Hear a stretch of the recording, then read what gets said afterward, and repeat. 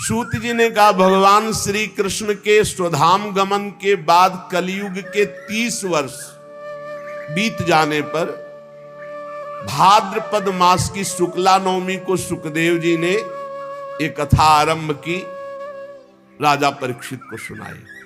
भगवान के परम धाम जाने के बाद कलयुग के 30 वर्ष व्यतीत होने के बाद राजा परीक्षित के कथा सुनने के बाद कलयुग के 200 वर्ष बीत जाने पर आषाढ़ मास की शुक्ला नवमी को गोकर्ण जी ने धुंधकारी को कथा सुनाई और कलयुग के 230 वर्ष निकल जाने के बाद कार्तिक शुक्ला नवमी को सनकादि ने ये कथा आनंद घाट हरिद्वार में सब ऋषियों के समक्ष सुनाई। जो आपने पूछा मैंने उत्तर दे दिया। कलयुग में भगवत प्राप्ति की रामबाण औषधि भगवान की चर्चा, भगवान का नाम जप। संतजन आप लोग आदर पूर्वक इस भगवत कथा अमृत का पान कीजिए। ये श्री कृष्ण को अत्यंत प्रिय, संपूर्ण पापों का नाश करने वाला, मुक्ति का एकमात्र कारण, प्रेम भक्ति को बढ़ाने वाला श्रीमद् भागवत महापुराण की चर्चा आपको पूर्ण कर देगी। जिसके कानों में थोड़ी देर भी भागवत की चर्चा पड़ गई है तो यमराज जी कहते हैं यमदूतों से कि भूल कर उनके पास मत चले जाना, जिनके कानों में सुख शास्त्र श्रीमद् भागवत की थोड़ी भी चर्चा पड़ गई है। मेरी शक्ति नहीं है कि भगवत चर्चा सुनने वालों को मैं दंड दे सकूं। इसलिए सबसे प्रार्थना है, असारे संसारे विषय विष संगा कुल धिया क्षणार्धम क्षेमार्थम पिबत सुख गाथा तुल सुधाम। ये संसार असार है। असार माने कुछ भी इकट्ठा कर लो, जब यहां से जाओगे तो कुछ साथ नहीं जाएगा, शरीर भी नहीं, तो सार क्या हाथ लगा। बोले विषय रूप विष की आसक्ति के कारण व्याकुल होकर हे बुद्धिमानों अपने जीवन को व्यर्थ नष्ट मत करो। अरे कुछ ही क्षण, एक घड़ी आधी में पुण्याद क्षणार्धम क्षेमार्थम पिबत सुख गाथा तुल सुधाम। थोड़ी देर बैठकर चैन से भगवान का नाम जप लो, थोड़ी देर भगवान की चर्चा कर लो, यही सार है। इस कथामृत का पान करो। भाइयों, ये निंदित प्रपंच की वार्ता करके अपने हृदय को मलिन करके क्यों भटक रहे हो? जब भगवान की चर्चा कान में जाती है तो सब वासनाओं का नाश करके भगवत भक्ति मुक्ति इसको प्रकाशित करती है। जिसके गले से, कंठ से भगवान की चर्चा का संबंध, जिसके कानों से भगवान की चर्चा का संबंध, उसका वैकुंठ से संबंध हो जाता है। शौनक जी, मैंने अनेक शास्त्रों को पढ़ा है, गोप रहस्य देखा है, सिद्धांतों का निचोड़ किया है। सबका सार यही निकला है कि जिसका चित्त भगवान की लीला कथा में लगा है वो निश्चित भगवत प्राप्त हो जाता है। त्रिलोकी में कुछ भी असाध्य नहीं। जिनको भगवान में प्रीति है, नाम में, लीला कथा गायन में, लीला कथा श्रवण में, जन्माद्यस्य यतोऽन्वयादितरतस् चार्थेष्वभिज्ञः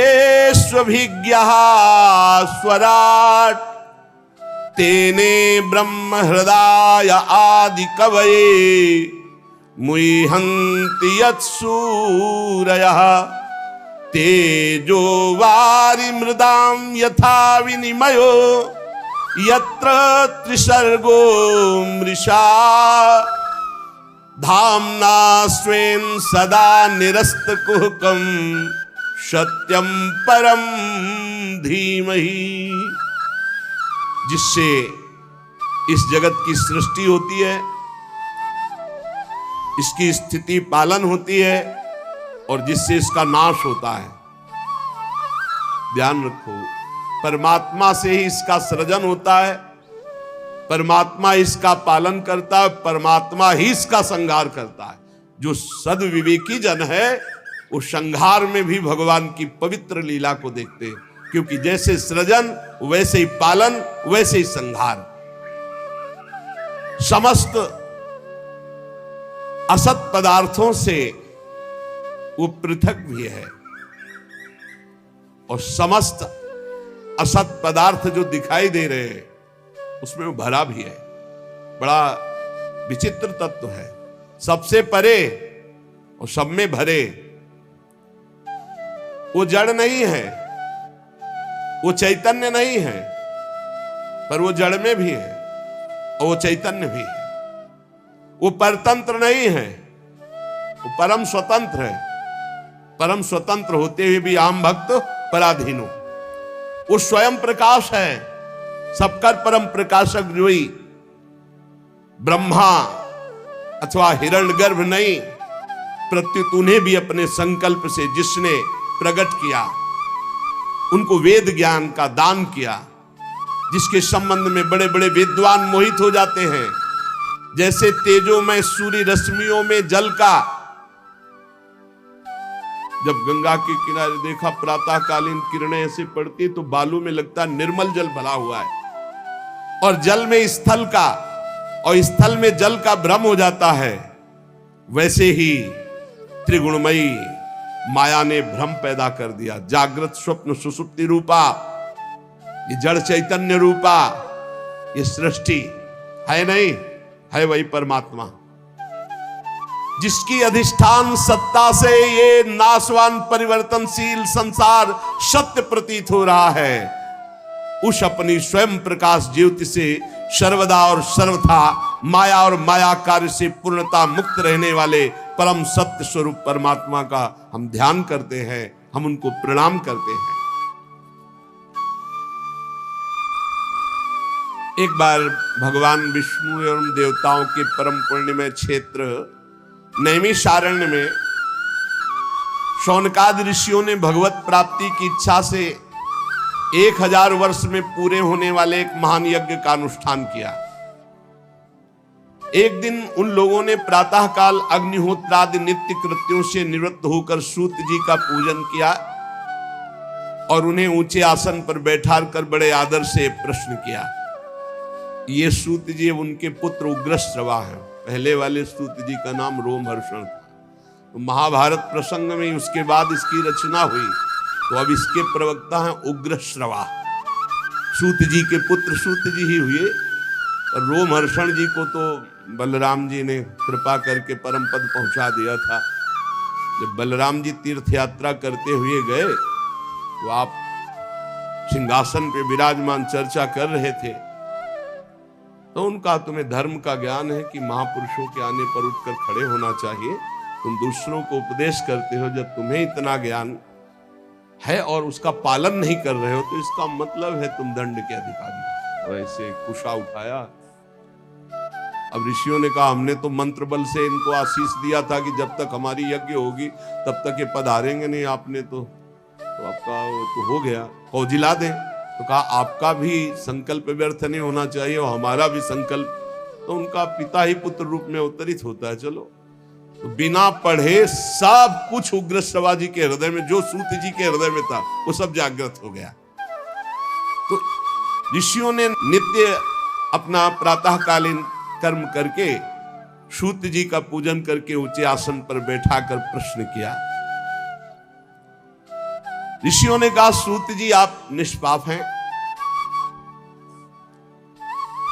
आपको समस्त इतिहास पुराण धर्मशास्त्र सिद्धांत सब का ज्ञान है।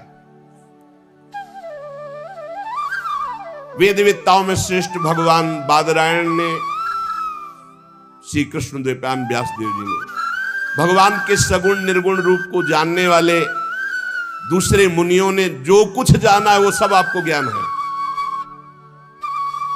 आपको सब ज्ञान, जितना ऋषि मुनियों को सबको ज्ञान, जो रचना सब कुछ आपको ज्ञान है।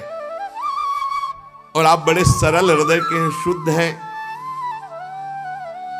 इसी से अनुग्रह रूप आपके अंदर यह ज्ञान आया है, कृपा से। गुरुजन अपने प्रेमी शिष्य को अपने हृदय की गुप्त से गुप्त बात बता दिया करते हैं। आयुष्मान आप कृपा करके बतलाइए कि सब शास्त्रों, पुराणों, गुरुजनों, सिद्धांतों, उपदेशों में कौन सा ऐसा सरल साधन है जिससे कलयुगी जीव भगवत प्राप्ति कर ले? आपको सब ज्ञान है, आप संत समाज के भूषण हैं। इस कलयुग में प्रायः लोगों की आयु कम हो गई है, साधन करने में लोगों की रुचि और प्रवृत्ति भी नहीं है, लोग आलसी हो गए हैं, भाग्य मंद है, समझ थोड़ी है, आयु थोड़ी है, बड़े विघ्न बाधाओं से भरे पड़े हैं और शास्त्र इतने हैं कि बुद्धि पवित्र हो तब तो पढ़ के निर्णय करे। तो इसलिए महाराज आप सबका निर्णय करके बता दो कि कलयुगी प्राणियों को भगवत प्राप्ति के लिए कौन सा सरल साधन है, कैसे अंतःकरण शुद्ध हो और वो भगवान को प्राप्त हो। प्यारे सूत जी, आपका कल्याण हो। आप तो जानते हैं कि यदुवंशियों के रक्षक भक्तवत्सल भगवान श्री कृष्ण वसुदेव जी की धर्मपत्नी देवकी के गर्भ से प्रकट हुए थे। तो क्या कारण, क्या इच्छा, भगवान के अवतीर्ण होने का रहस्य क्या था, उसे हम सुनना चाहते हैं। आप कृपा करके बताइए। भगवान जीवों के परम कल्याण के लिए, भगवत प्रेममयी समृद्धि के लिए अवतार धारण करते हैं। ये जीव जन्म मृत्यु के घोर चक्र में पड़ा हुआ है। इस स्थिति में इसका कभी मंगल नहीं हो सकता यदि भगवान नाम उच्चारण नहीं करेगा। पक्का समझ लो। आपन्नः संस्कृतिम घोराम यन्नामो विवशो गृणन् ततः सद्यो विमुच्येत यद बिभेति स्वयं भयम।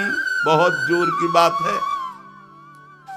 आपन्ना संस्कृतिम घोरा, बार बार जन्म, बार बार मरण, बार बार कर्म के फंदे में फंसा हुआ जीव, ये जब तक भगवान का नाम जप नहीं करेगा तब तक मुक्त होने वाला नहीं। बस नोट कर लो दिमाग में बात। ये बचपन से लेके अभी तक सब शास्त्रों का, सब गुरुजनों का, महंतों का, महापुरुषों का, ऐसे सूत जी महाराज, हम तो अल्प ज्ञान वाले, अल्प संग वाले, ये तो महत संग, महत ज्ञान वाले। वो कह रहे संस्कृति चक्र से बचने के लिए एकमात्र उपाय है यन्नाम विवशो गृणन् ततः सद्यो विमुच्येत यद बिभेत स्वयं भयम। यदि जीव को यह सौभाग्य मिल जाए भगवान के मंगलमय नाम जप का, तो नाम जप से उसकी बहुत जल्दी मुक्ति हो जाए, क्योंकि भय भी भगवान से डरता है। ऐसे भगवान का जो नाम जप करता है वह भय हो जाता है। सूत जी परम विरक्त, परम शांत मुनिजन भगवान के श्री चरणों की शरण में रहते हैं, अतः उनके स्पर्श मात्र से संसार के जीव पवित्र हो जाते हैं। जो संत जन नाम जप करते हैं, भगवान के शरणागत हैं, उनके दर्शन स्पर्श से जीव के पाप नष्ट हो जाते हैं। इधर गंगा जी के जल का बहुत दिनों तक सेवन किया जाए नियम पूर्वक, तब कहीं गंगा जी पवित्रता प्रदान करती है। पर भगवान के भक्त जो नाम जप करते, लीला चरित्र गायन करते हैं, उनके मुख से लीला सुनना, उनके दर्शन, उनके तत्काल गंगा पापम शशि तापम दैन्यम कल्प तरुष तथा पापम तापम तथा दैन्यम हरति साधु समागमा। भगवान का कलिमलहारी पवित्र यश भला कौन ऐसा आत्मशुद्धि वाला, इच्छा वाला होगा जो श्रवण न करे। वो लीला से अवतार धारण करते हैं, बड़े बड़े महात्मा जन उनके लीला चरित्रों का गायन श्रवण करते हैं। हम बड़े श्रद्धालु हैं और आपके श्रीमुख से सुनना चाहते हैं। बुद्धिमान सूत जी, सर्वसमर्थ प्रभु अपनी योग माया से स्वच्छंद लीला करते हैं। अब हम श्री हरि के मंगलमयी अवतार कथाओं का श्रवण करना चाहते हैं। पुण्य कीर्ति भगवान श्री हरि की लीला सुनने से हमें कभी तृप्ति नहीं हो सकती, क्योंकि पद पद पर ऐसा आनंद आता है भगवत चरित्र सुनने में, नया नया रस का अनुभव होता है कि कभी तृप्ति ही नहीं होती। भगवान श्री कृष्ण अपने को छिपाए हुए इस लोक में ऐसी चेष्टा की कि सहसा कोई जान ही ना पावे कि ये भगवान है। मानो मनुष्य हो। परंतु कितना भी हो, ऐसी लीलाएं तो हुई हैं बलराम जी के साथ प्रभु श्री कृष्ण की, जो केवल भगवान कर सकते हैं, दूसरा नहीं कर सकता। कलयुग है, हम लोग दीर्घकालीन सत्र का संकल्प लेकर बैठे हैं, बढ़िया अवकाश है। और आप कथा सुनाने वाले हो, हम सब 88,000 ऋषि सुनने वाले। इसलिए मानो किसी को बहुत बड़ी दरिया से पार जाने के लिए नौका और कर्णधार मिल जाए, ऐसे आप मिल गए सूत जी। अब आप भगवान की परम पवित्र चर्चा सुनाइए, लीला चरित्र सुनाइए। श्री व्यास जी कहते हैं, शौनकादि ब्रह्मवादी ऋषियों के ये प्रश्न करने पर रोमहर्षण के पुत्र उग्रश्रवा को बड़ा ही आनंद हुआ। उन्होंने ऋषियों के इस मंगल में प्रश्न का अभिनंदन करते हुए उग्रश्रवा सूत जी बोले। ये उस समय की बात है जब सुखदेव जी महाराज प्रकट होकर, अभी कोई संस्कार नहीं हुआ, लौकिक वैदिक कोई अनुष्ठान नहीं हुआ, बस जन्म हुआ और चल दिए। पिताजी भगवान व्यास देव जी पीछे पीछे पुकार रहे, हा बेटा हा बेटा, पर ये मुड़ के भी नहीं देखे। तो वृक्षों से उत्तर निकला, सुकोहम सुकोहम सर्वभूत हृदयम, समस्त भूतों के हृदय में विराजमान भगवान सुखदेव जी। ऐसे महामहिम पहले श्री सुखदेव जी को हम नमस्कार करते हैं। ये श्रीमद् भागवत अत्यंत गोपनीय रहस्यात्मक पुराण है। ये भगवत स्वरूप का अनुभव कराने वाला, इस समस्त वेदों का सार। संसार में फंसे हुए जो लोग घोर अज्ञान अंधकार के पार जाना चाहते हैं, उनको जरूर सुनना चाहिए। बड़ी करुणा है मुनियों की, जो हमारे लिए भगवत प्राप्ति का ये मार्ग प्रशस्त किया है। श्री सुखदेव जी को नमस्कार, श्रीमद् भागवत को नमस्कार। नारायणम नमस्कृत्य नरम चैव नरोत्तमम देवीं सरस्वतीं व्यासं ततो जय मुदीरयेत्। मनुष्यों में सर्वश्रेष्ठ भगवान के अवतार नर नारायण ऋषियों को नमस्कार। बुद्धि प्रदान करने वाली देवी सरस्वती को नमस्कार। रचयिता भगवान व्यास देव जी को नमस्कार। अपने अंतःकरण पर विजय प्राप्त करके भगवत प्रेम प्राप्ति के लिए हम इस महापुराण की चर्चा करते हैं। ऋषियों, आपने संपूर्ण विश्व के कल्याण के लिए बड़ा सुंदर प्रश्न किया है, क्योंकि ये प्रश्न श्री कृष्ण के संबंध में है और इससे भली भांति अंतःकरण शुद्ध हो जाएगा और भगवत प्राप्ति हो जाएगी। मनुष्यों के लिए सर्वश्रेष्ठ धर्म वही है जिससे भगवान श्री कृष्ण की भक्ति प्राप्त हो जाए। भक्ति भी ऐसी जिसमें किसी प्रकार की कामना न हो। ये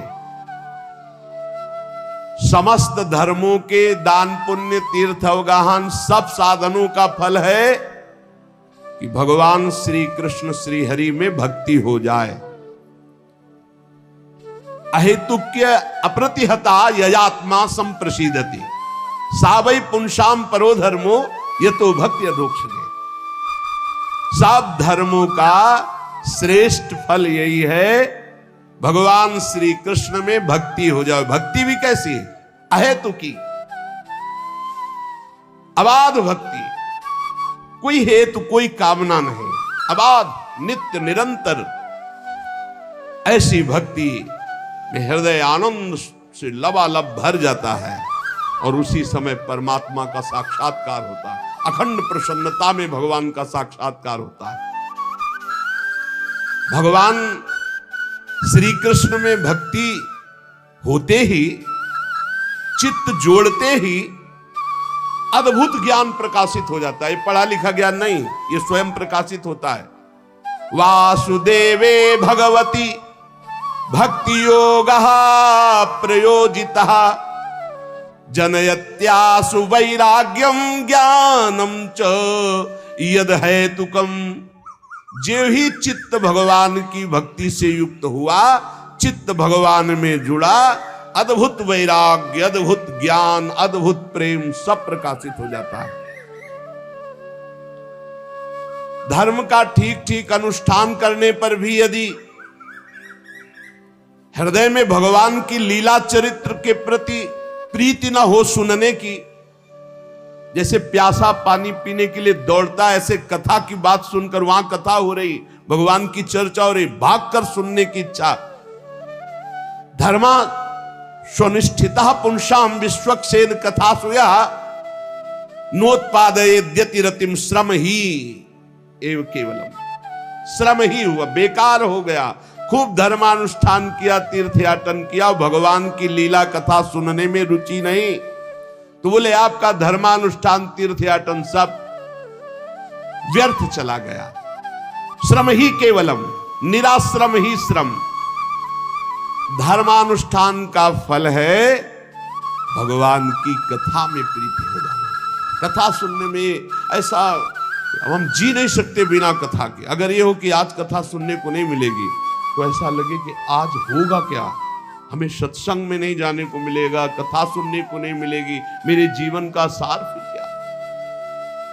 धर्मानुष्ठान तीर्थयाटन सबका फल है कथा में प्रीति हो जाना। अगर भगवत चर्चा में प्रीति नहीं तो बोले श्रम ही श्रम। धर्म का फल आखिरी मोक्ष पदवी, उसकी सार्थकता अर्थ प्राप्ति में नहीं है।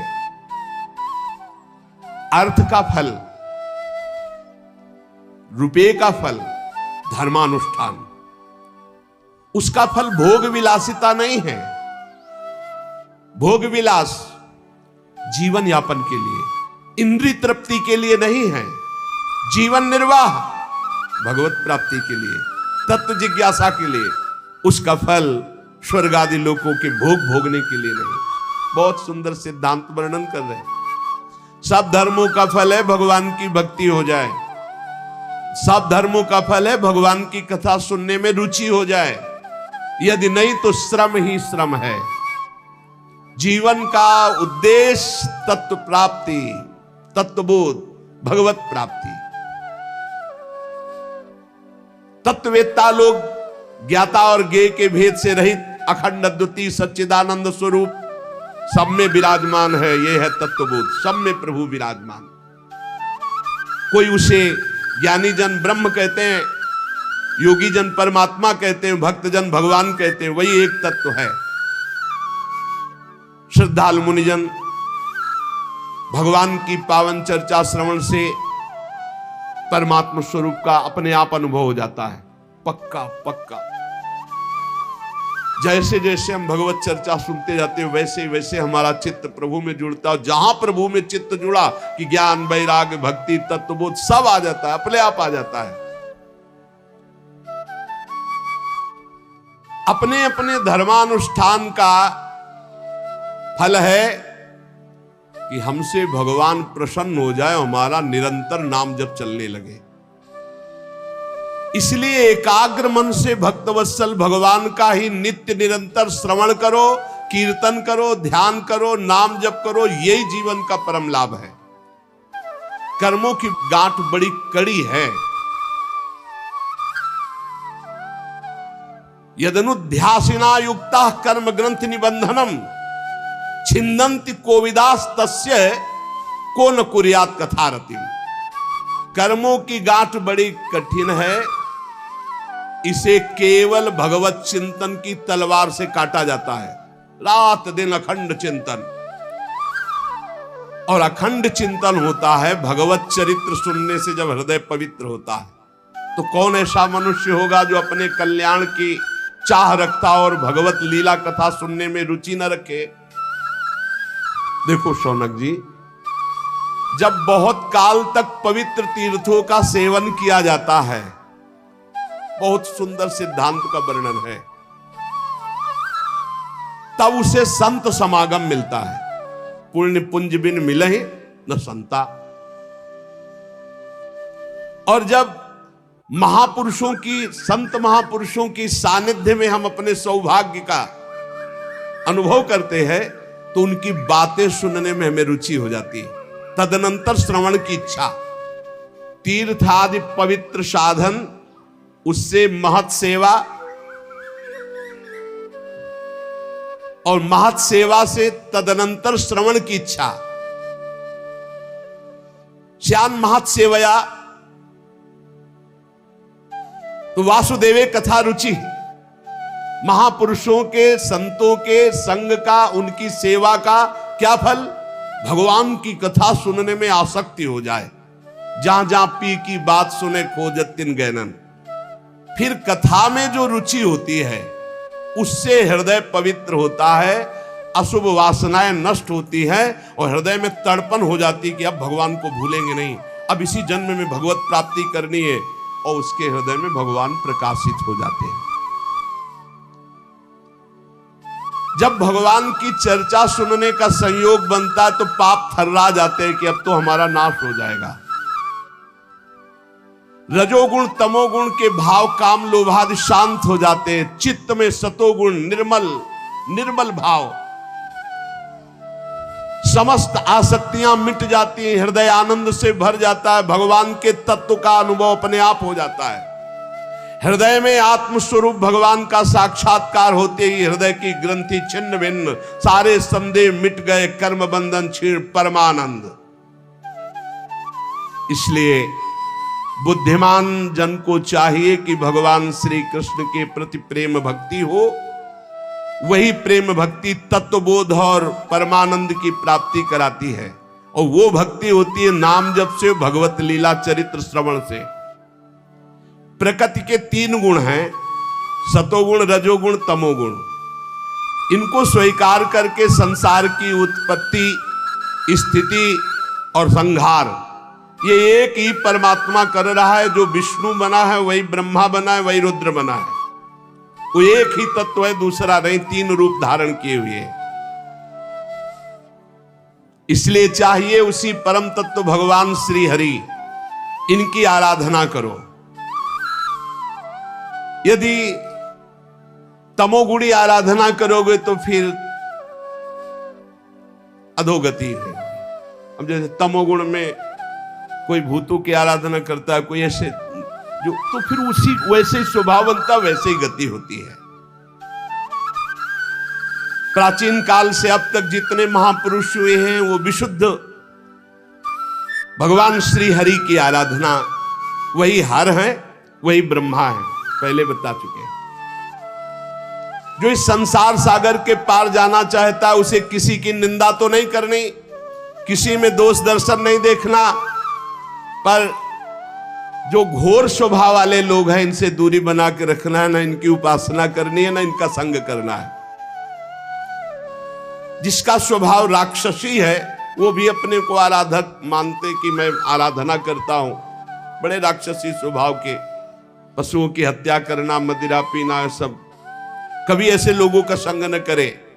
जो धन और ऐश्वर्य की, संतान की कामना से भूत प्रेतों को पूजते हैं, वो भूत ही प्रेत बनते हैं। ध्यान रखना, क्योंकि उनका स्वभाव उनके जैसा मिलता है तो उनकी वही गति होती है।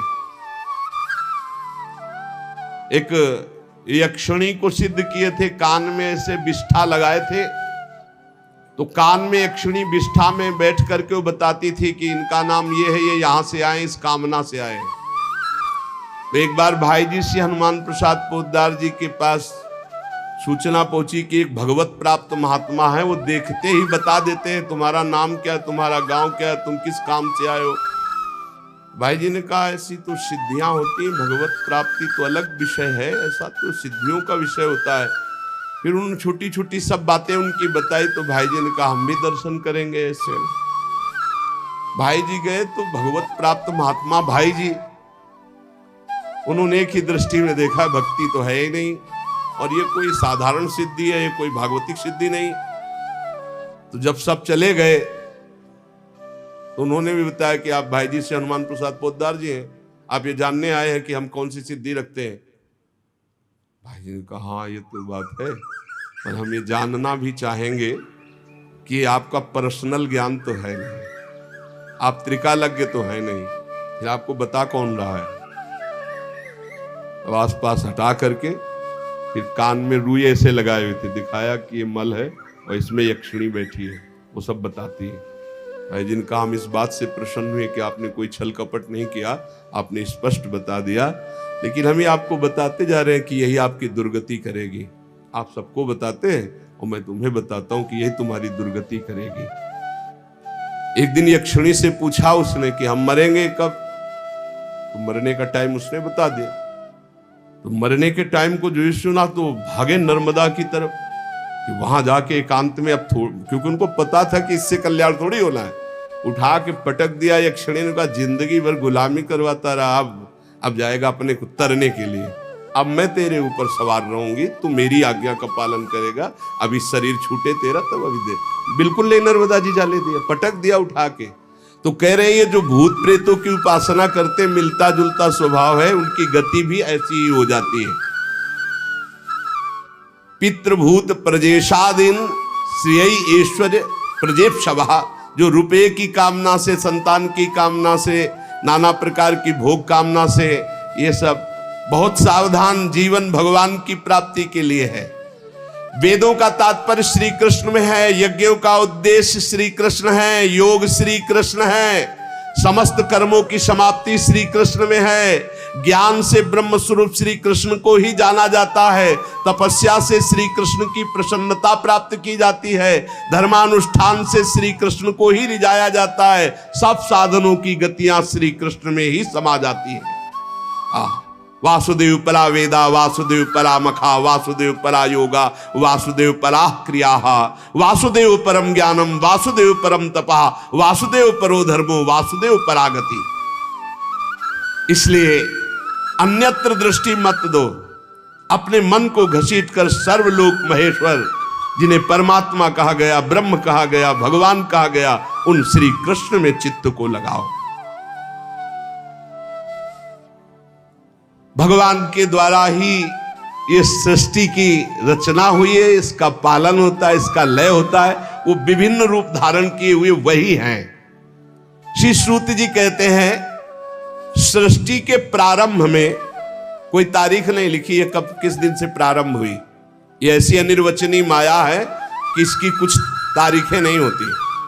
कब आप शिशु से बाल्यावस्था से कुमार अवस्था, कुमार अवस्था से जवान और जवानी से बुढ़ापा, तिथि तारीख ऐसा किसी को आज तक, चाहे जो कोई हो, बकवास भले लिख दे लेकिन किसी को पता नहीं, क्योंकि अनिर्वचनीय भगवान का जैसे स्वरूप ऐसे माया का भी स्वरूप है। तो सृष्टि के आदि में कब हुई, तारीख, संवत्सर, दिन कुछ नहीं, अनिर्वचनीय। भगवान ने अपने आप से अपने आप के लोकों के निर्माण की इच्छा की। जो ही इच्छा हुई तो महातत्वादि निष्पन्न 10 इंद्रियां, एक मन, 5 भूत, ये 16 कलाएं प्रकट हो गई। 5 कर्मेंद्री, 5 ज्ञानेंद्री, 10 इंद्रियां, एक मन, वही अंतःकरण चतुष्टय कहा जाता है। निश्चय के कारण बुद्धि, चिंतन के कारण चित्त, क्रिया स्वीकृति के कारण अहंकार, वस्तुतः एक मन ही अंतःकरण है। और 5 भूत जिनसे शब्द, स्पर्श, रूप, रस, गंध, आकाश, वायु, अग्नि, जल, पृथ्वी, ये भगवान ही बन गए। जे ही इच्छा की तो महातत्व आदि से निष्पन्न पुरुष रूप ग्रहण किया। 10 इंद्रियां, एक मन, वही अंतःकरण चतुष्टय, और 5 भूत, 5 ज्ञानेंद्रियां, 5 कर्मेंद्रियां, अंतःकरण चतुष्टय, पंचभूत और उनकी तन मात्राएं, शब्द, स्पर्श, रूप, रस, गंध, आप ही बन गए। ये आप ही बले हैं, सब आप ही बले हैं। तभी संशय नहीं होगा जब ये बात आप सुन करके स्वीकार करेंगे। उन्होंने जब शब्द, स्पर्श, रूप, रस, गंध के मूल पंचभूत तो उनमें जल भी है, अब वो जल में शयन करने लगे, योग निद्रा का विस्तार कर लिया। कुछ समय बाद उनकी नाभि से वही इच्छा जो मैं बहुत रूपों में हूं, वो एक कमल बनकर के प्रकट हुई। पहले 5 कर्मेंद्रियां, 5 ज्ञानेंद्रियां, अंतःकरण चतुष्टय, 5 महाभूत और 5 तन मात्राएं। अब जल में शयन किया और कुछ समय बाद उनकी नाभि से कमल प्रकट हुआ।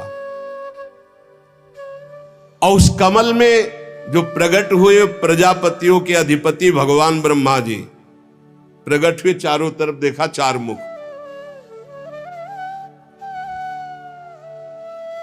और उन्होंने दिव्य दृष्टि से ब्रह्मा जी के पास जो थी देखना शुरू किया कि मैं कौन, कहां, कैसे कैसे आ गया, मैं कौन हूं। भगवान से बड़ी प्रार्थना की, अव्यक्त परमात्मा से। भगवान के उस विराट रूप अंग प्रत्यंग में ही समस्त लोकों की कल्पना हुई। समस्त लोग भगवान में ही विराजमान है, सब में भगवान विराजमान है और सब भगवान में विराजमान है। ये ज्ञान जिसको हो जाता है वो भगवत प्राप्त हो जाता है। यो माम पश्यति सर्वत्र सर्वम च मयि पश्यति तस्याहं न प्रणश्यामि सच में न प्रणश्यति। योगी लोग दिव्य दृष्टि से भगवान के उस स्वरूप का दर्शन करते हैं। वो भगवान का जो स्वरूप है, हजारों पैर, हजारों जांघें, हजारों भुजाएं, हजारों मुखों वाला विराट रूप भगवान का। शास्त्र शीर्षा पुरुखा सहस्राक्ष सहस्रपाद, जो भगवान का स्वरूप है। हजारों पैर वाला, हजारों जांघों वाला, हजारों भुजाओं वाला, हजारों मुखों वाला, हजारों सिर, हजारों कान, हजारों आंखें, हजारों नासिका, हजारों मुकुट, वस्त्र, कुंडल, आभूषण, यही भगवान का विराट रूप है। इसी से अनेक अवतारों का प्रादुर्भाव होता है। ये छोटे छोटे अंश से देवता, पशु, पक्षी, मनुष्य आदि योनियों की सृष्टि, ये सब इसी से विराट पुरुष से हुई है। तो सबसे पहले कौमार सर्ग में सनक, सनंदन, सनातन, सनत कुमार। सबसे पहले कमल, कमल से ब्रह्मा, और फिर ब्रह्मा जी ने जो पहली सृष्टि की तो सबसे पहले इस सृष्टि में प्रकट हुए सनक, सनंदन, सनातन, सनत कुमार। ये चारों ब्रह्म ऋषि जब अवतार लिए तो सृष्टि रचना से बिल्कुल अलग, नियम प्रकट होते हुए अखंड ब्रह्मचर्य, अखंड ब्रह्मचर्य, निरंतर हरिस्तरणम हरिस्तरणम हरिस्तरणम, उदासीन जगत से। दूसरी बार इस संसार कल्याण के लिए समस्त यज्ञों के स्वामी उन भगवान ने जो रसातल में पृथ्वी विराजमान थी उसको लाने के लिए वाराह अवतार धारण किया। ऋषियों की सृष्टि में देवर्षि नारद के रूप में तीसरा अवतार धारण किया। शाश्वत तंत्र का, जिन्हें नारद पंचरात्र कहते हैं, उपदेश किया। उसमें कर्मों के द्वारा किस प्रकार कर्म बंधन से मुक्ति मिलती, इसका वर्णन है। फिर धर्म पत्नी मूर्ति के गर्भ से नर नारायण के रूप में भगवान ने चौथा अवतार लिया। इस अवतार में उन्होंने ऋषि बनकर मन और इंद्रियों का सर्वथा संयम करके, जो तपस्या करना बड़ा कठिन है, उस तप को किया। पांचवें अवतार में भगवान ने सिद्धों के स्वामी कपिल के रूप में अवतार लिया। तत्वों का निर्णय करने वाले सांख्य शास्त्र का, जो समय के फेर से लुप्त हो गया था, आशुरी नामक ब्राह्मण को उपदेश किया। ये भगवान अपने स्वरूप को सृष्टि में कितने रूपों में प्रकाशित किए, ये वर्णन। सबसे पहले भगवान 5 ज्ञानेंद्रिय, 5 कर्मेंद्रिय, अंतःकरण, चतुष्टय, पंच महाभूत और पंच तन्मात्रा। फिर भगवान नाभि कमल, ब्रह्मा जी, फिर सनक, सनंदन, सनातन, सनत कुमार, फिर भगवान वाराह रूप, फिर देवर्षि नारद रूप, फिर नर नारायण रूप, फिर कपिल रूप। अनुसुईया के वर मांगने पर छठे अवतार में अत्रि की संतान दत्तात्रेय के रूप में भगवान प्रकट हुए। इस अवतार में उन्होंने अलर्क और प्रहलाद आदि को ब्रह्म ज्ञान का उपदेश किया। 7वीं में रुचि प्रजापति की आकुति नामक पत्नी से यज्ञ के रूप में भगवान ने अवतार ग्रहण किया। अपने पुत्र याम आदि देवताओं के साथ स्वयंभू मनवंतर की रक्षा की। राजा नाभ की पत्नी मेरु देवी के गर्भ से ऋषभ भगवान के रूप में अवतार हुआ, जिनके पुत्र भरत जी, जो जड़ भरत जी कहलाए गए। ये 8वां अवतार भगवान का ऋषभ देव के रूप में।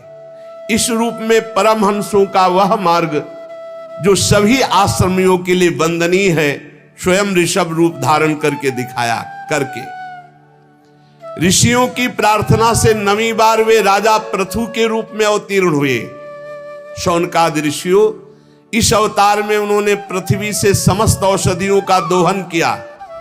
ये अवतार सबके लिए बड़ा कल्याणकारी हुआ। चाक्षुष मनवंतर के अंत में जब सारी त्रिलोकी समुद्र में डूब रही थी, तब भगवान ने मत्स्यावतार धारण किया, जो 10वां अवतार है। पृथ्वी रूपी नौका पर बैठाकर अगले मनवंतर के अधिपति वैवस्वत मनु की रक्षा की। फिर भगवान ने जिस समय देवता और दैत्य समुद्र मंथन कर रहे थे, उस समय 11वां अवतार धारण किया, कच्छप रूप, जो मंदराचल को अपनी पीठ पे धारण किया। फिर उसी समुद्र मंथन में 12वीं बार धनवंतरी के रूप में अमृत कलश लेकर समुद्र से प्रकट हुए।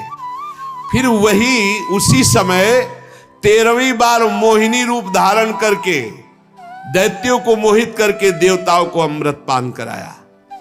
फिर भगवान ने जो 14वीं बार अवतार लिया, वो बड़ा ही भयंकर रूप था, नरसिंहावतार। अत्यंत बलवान दैत्यराज हिरण्यकश्यप की छाती अपने नखों से फाड़ डाली, जैसे चटाई फाड़ डाली। प्रहलाद जी को सताने के कारण बहुत आवेश में भगवान बड़ा भयंकर रूप, सब कांप रहे थे एक दहाड़ में, ऐसा नरसिंह रूप। 15वीं बार वामन का रूप धारण करके भगवान दैत्यराज बलि के यज्ञ में गए। अंदर से चाहते थे त्रिलोकी का राज्य, परंतु मांगी उन्होंने केवल 3 पग पृथ्वी। भगवान का 16वां अवतार हुआ परशुराम अवतार। जब देखा कि ये दुष्ट स्वभाव वाले राजा लोग धर्मद्रोही है, मनमानी आचरण कर रहे, तब क्रोधित होकर 21 बार इन धर्म विरोधी स्वभाव वालों का विनाश किया। 21 बार। इसके बाद 17वें अवतार में सत्यवती के गर्भ से पराशर जी के द्वारा वे श्री कृष्ण द्वैपायन भगवान व्यासदेव जी के रूप में अवतीर्ण हुए। उस समय लोगों की समझ और धारणा शक्ति कम देखकर आपने वेद रूप वृक्ष की कई शाखाएं बना दी।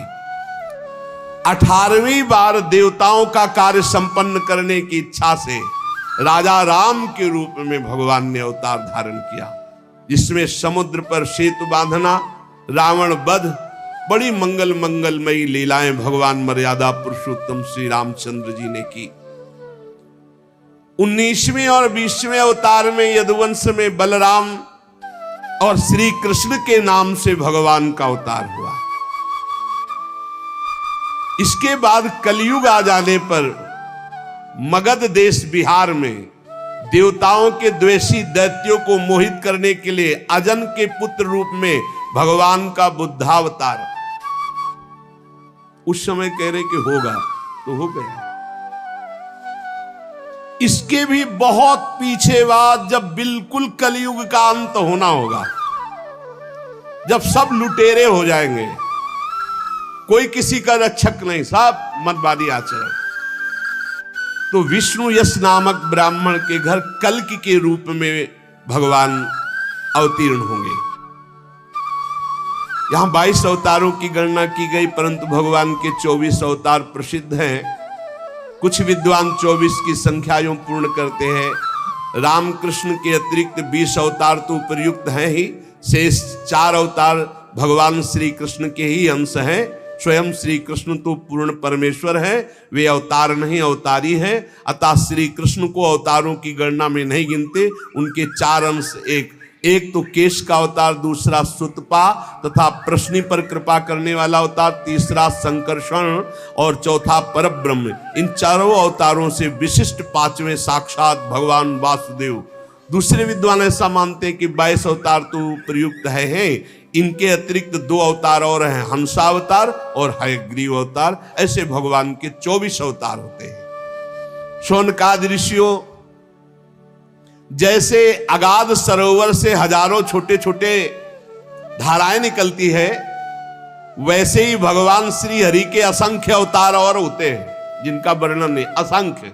वो अपने भक्त के लिए कभी कोई अवतार धारण कर सकते हैं। जैसे द्रौपदी के लिए चीर अवतार धारण किया, कहां लिखा है?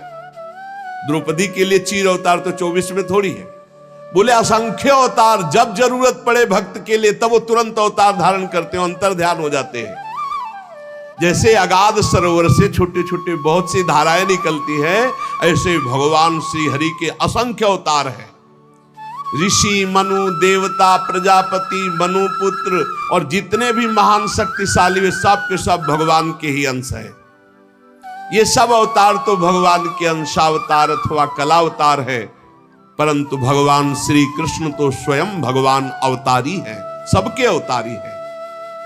जब लोग दैत्यों के अत्याचार से व्याकुल हो उठते हैं, तब युग युग में अनेक रूप धारण करके भगवान उनकी रक्षा करते हैं।